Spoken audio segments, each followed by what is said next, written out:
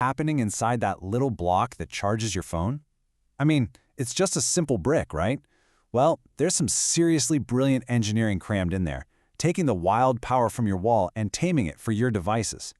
Today, we're going to pull back the curtain on two of the key players that make it all happen, the flyback and the forward converters. All right, so let's start with a really simple question. Just think for a second about all the gadgets that you can't live without. You've got your phone, your laptop, maybe your gaming console, or even your TV. Yeah, they're all amazing, but what's the one thing they all have in common? It's this. None of them can just plug straight into the wall socket. No way. That high-voltage AC power from the outlet would fry them instantly. It has to be converted into a nice, stable, low-voltage DC power, and that's the job of something called an isolated power converter.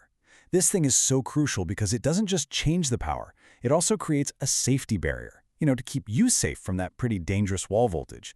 And that whole conversion process, that's where our story really gets interesting. Okay, first up, let's meet the flyback converter. You'll find this little guy in a ton of stuff, especially smaller chargers. And its whole philosophy? It's beautifully simple. Store and then release. Now, I know, you look at this circuit diagram and it might seem a little intimidating, but trust me, its core idea is actually super elegant. The main thing to notice here is just how simple it is, relatively speaking. Compared to other designs, the flyback uses way fewer parts to get the job done, and that, right there, is a huge reason why you see it everywhere. So, how in the world does this thing actually work? Well, the key is that it's a two-step dance. Step 1, the switch is on. Now, you might think this is when it's powering your device, but nope, it's actually grabbing energy from the wall and just storing it. It's packing it away into the transformer's magnetic field. Then, step 2, the switch flips off, and that's when all that saved up energy gets released to your device. Here's a great way to think about it. Imagine you're filling a bucket with water. When that switch is on, you're just holding the bucket under the faucet, filling it up with energy. Then, when the switch flips off, you yank the bucket away and dump all that energy out to where it needs to go. Fill it up, dump it out. Fill it up, dump it out. Doing this thousands and thousands of times every single second. It's pretty amazing. But, of course, the flyback isn't the only game in town. Oh no! Let's bring in its main rival, the forward converter. And this one has a completely different way of doing things. Its philosophy is all about direct transfer. Okay. Right away, you can see this circuit looks a bit busier than the flyback, right? You've got these extra diodes and that output inductor thingy. All this extra complexity, it's not just for looks. Every one of those parts is absolutely essential for its totally different method of moving energy around. So, you remember the flyback's whole store and release thing? The forward converter just says, nah, I'm not doing that. It's all about direct transfer. When it switches on, energy just flows straight from the input, right through the transformer and out to the device. It's a continuous, one-way street of power. It's acting like what we think of as a true transformer. So if the flyback is a bucket, the forward converter is more like a conveyor belt.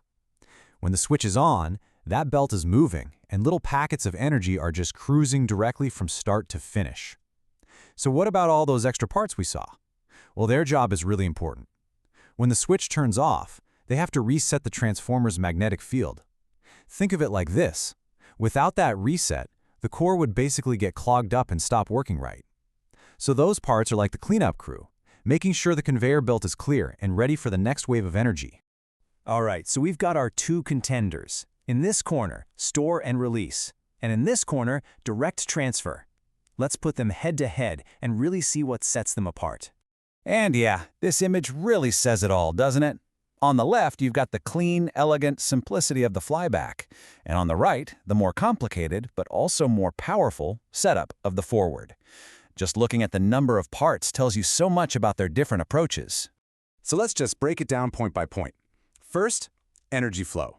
Flyback is store and release. Forward is direct transfer. Got it. Next, complexity. Flyback is the clear winner on simplicity, fewer parts. Which brings us to components. The forward needs those extra diodes in that inductor.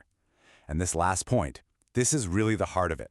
The flyback treats its transformer kind of like a storage tank, an inductor, but the forward uses its transformer as a real transformer, passing energy through. Okay, so who wins? Which one is actually better? Well, the truth is, it's not that simple. It's not about which one is best, it's about which one is the right tool for the job. It really all boils down to three things: power, cost, and efficiency.